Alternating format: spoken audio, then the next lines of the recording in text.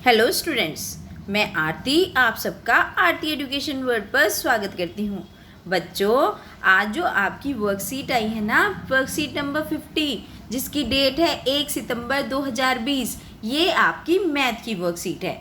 तो इस वर्कशीट में आज हम बहुत सारी बातें सीखेंगे और बड़े ही मज़ेदार तरीके से। चलो शुरू करते हैं। आज की वर्कशीट क्या आई है, देखो क्या लिखा हुआ है। हमारी कक्षा में 24 विद्यार्थी हैं। एक दिन अध्यापिका ने कहा कि सभी इस प्रकार से पंक्तियां बनाओ कि हर पंक्ति में बराबर विद्यार्थी हों। मतलब उनकी क्लास में 24 स्टूडेंट्स हैं और टीचर ने बोला सब लाइन में खड़े हो जाओ। और लाइन में ऐसे ही नहीं खड़ा होना, लाइन में सबको ऐसे खड़ा होना, सब बराबर बराबर खड़े हों लाइन में। तो क्या करा बच्चों ने, हमने 6 विद्यार्थियों की 4 पंक्तियां बना ली। तो उन्होंने 6 स्टूडेंट्स खड़े हो गए लाइन में और उनकी कितनी बन गई, 4 लाइनें बन गई। ठीक है बच्चों। और फिर एक विद्यार्थी ने कहा कि हम 4 विद्यार्थियों की 6 पंक्ति भी तो बना सकते हैं। फिर एक स्टूडेंट ने बोला जैसे हमने 6 की 4 बनाई हैं, ऐसे हम 4 की 6 बना ले तो तब भी बराबर होगा। अध्यापक ने फिर उनकी बोली, टीचर ने उनका बोला हाँ बहुत तरीके हो सकते हैं लाइन बनाने का। अब देखो कितने तरीके सामने आए हैं उनके। एक तो इस तरीके से पंक्ति बन सकती है, एक लाइन में अगर सारे 24 बच्चे खड़े हो जाएंगे, है ना, 24 के 24, तो एक लाइन तो ऐसे बना सकते हैं, सारे के 24 स्टूडेंट्स खड़े हो गए। दूसरी लाइन कैसे बना सकते हैं, 2 लाइन बना लें और उसमें कितने कितने बच्चे हों, उसमें 12 बच्चे हों, है ना। 2 लाइन बना ली, इसमें भी 12 बच्चे और इसमें भी 12 बच्चे, तो ये भी तो इक्वल है, इसमें भी 12 इसमें भी 12, है ना। फिर और तरीका क्या हो सकता है, 3 लाइन बना लें और 3 लाइन में 8 बच्चे हों। ठीक है, ये 3 लाइन है, इसमें भी 8 बच्चे, इसमें भी 8 बच्चे और इसमें भी 8 बच्चे, तो ये तरीका भी हो सकता है। ऐसे ही 4 लाइन बना ले, 6 बच्चे हो जैसे इन्होंने बनाई थी, तो ऐसे भी खड़े हो सकते हैं। या फिर 6 लाइन बना ले जो 4 बच्चे हों, है ना, ऐसे भी फिर 24 बच्चे ही होंगे। या फिर 12 लाइन बना लें जिसमें केवल 2 बच्चे हों। ठीक है, इतने तरीकों से लाइन बन सकती है बच्चों। 24 बच्चों की बराबर बच्चों की इतने तरीकों से हम लाइन बना सकते हैं। ठीक है, आपको समझ आया होगा। देखो अब देखते हैं हम ये। तो हमने क्या जाना, इससे हमने जाना अगर हम 1 को मल्टीप्लाई करेंगे 24 से तो कितना आएगा 24। मतलब एक जना खड़ा होगा एक लाइन में तो कितना होगा 24, और 24 को भाग करेंगे 1 से तो कितना आएगा 24। ठीक है बच्चों, इस तरीके से ये होगा। अब देखो फिर इसी तरीके से जैसे 2 है, 2 को हम गुणा करेंगे 12 से तो कितना आएगा 24, और 24 को भाग करेंगे 2 से तो कितना आएगा 12, है ना। तो इसको मल्टीप्लाई करेंगे 24 आएगा और इतने ही से इसे को भाग कर दें तो फिर कितना आएगा 12 आएगा। ठीक है बच्चों।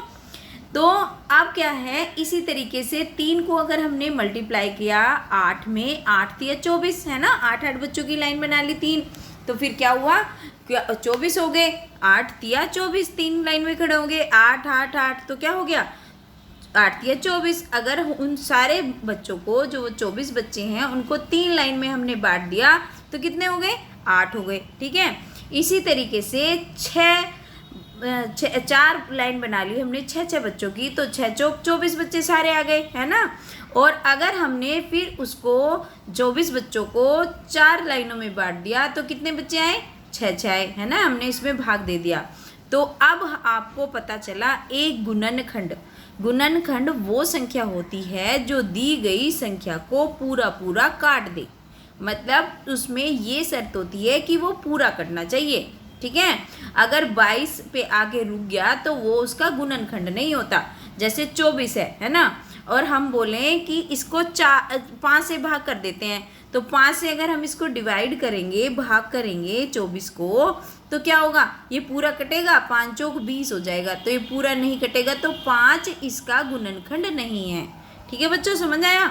मतलब जैसे एक संख्या है 24, अगर हमने इसका भाग करा 2 से तो ये पूरा पूरा कट गया, 12 दूनी 24, है ना।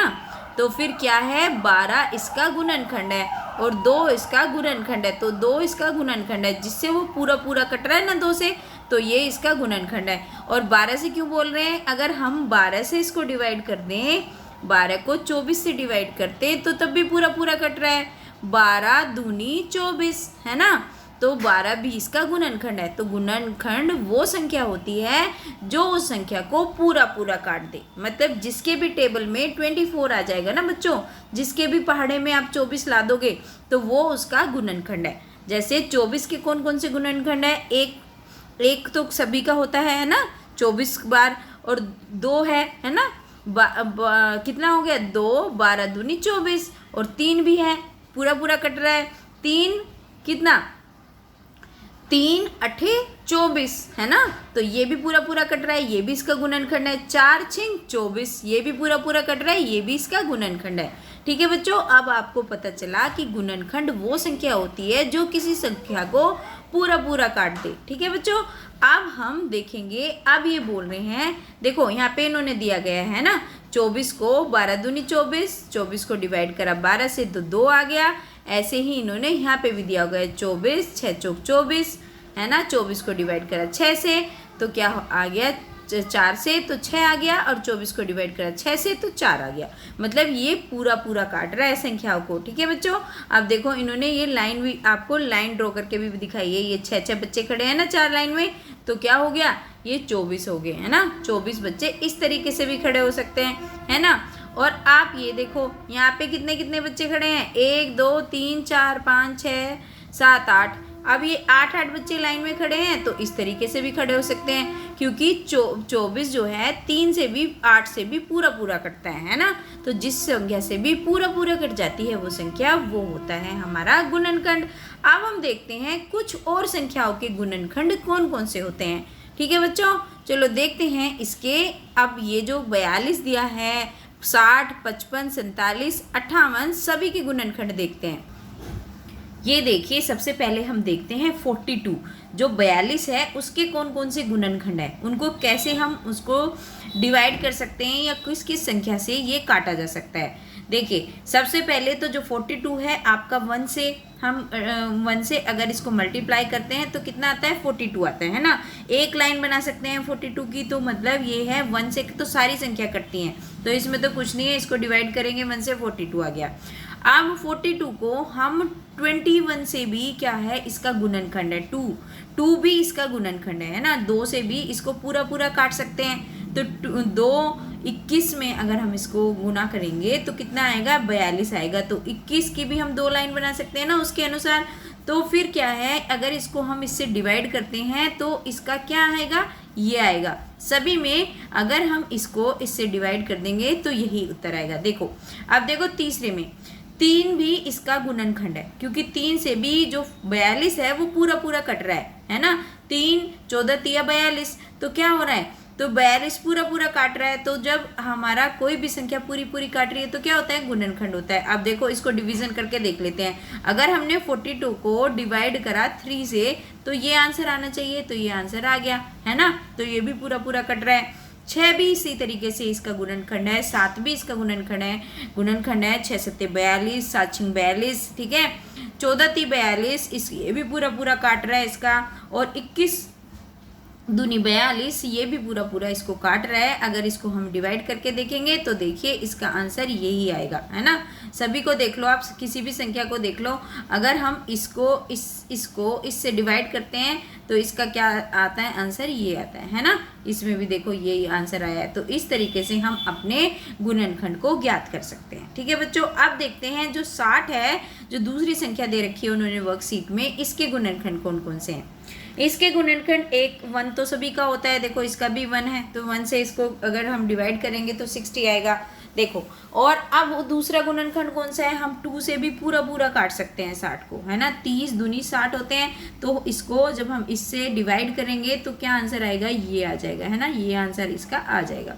इसी तरीके से 3 भी इसका गुणनखंड है, 3 को भी हम इस तरीके से काटेंगे तो इसका क्या उत्तर आ जाएगा। अगर इससे इसको डिवाइड करेंगे, देखो ये डिवाइड करा है तो हमारा क्या आया, 20 आया। ऐसे ही 4 से भी 60 पूरा पूरा कट जाता है, 15 चौका 60 होते हैं, तो 15 भी और 4 भी दोनों ही इसके गुणनखंड है।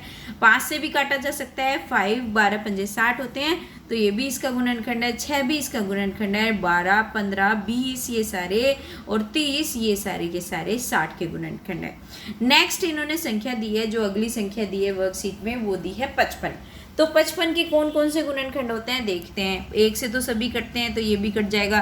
5 से 11 पंजे 55, तो हम जब 55 हो तो हम 55 को 5 जगह कर सकते हैं 11 11 करके, है ना।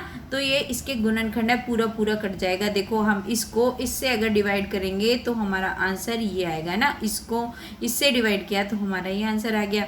अब देखो 5 की भी हम 11 लाइन बना सकते हैं और 11 की भी 5 लाइन बना सकते हैं, तो 11 भी इसका गुणनखंड है, क्यों 11 पंजे 55। ठीक है बच्चों, ये आपको समझ में आया होगा। अब देखते हैं अगली संख्या इन्होंने दे रखी है 47, और 47 तो केवल खुद से ही कटता है और कोई इसको काट ही नहीं सकता, ये इसका कोई गुणनखंड नहीं है, बस एक ही होता है। ठीक है, अब देखते हैं 98 जो हमारा 98 है उसके गुणनखंड कौन कौन से हैं। 1 से तो सभी कटते हैं, ये भी कट जाएगा। 2 है इसका, 7 है, 14 है और 49 है। ठीक है, ये इसके गुणनखंड हैं।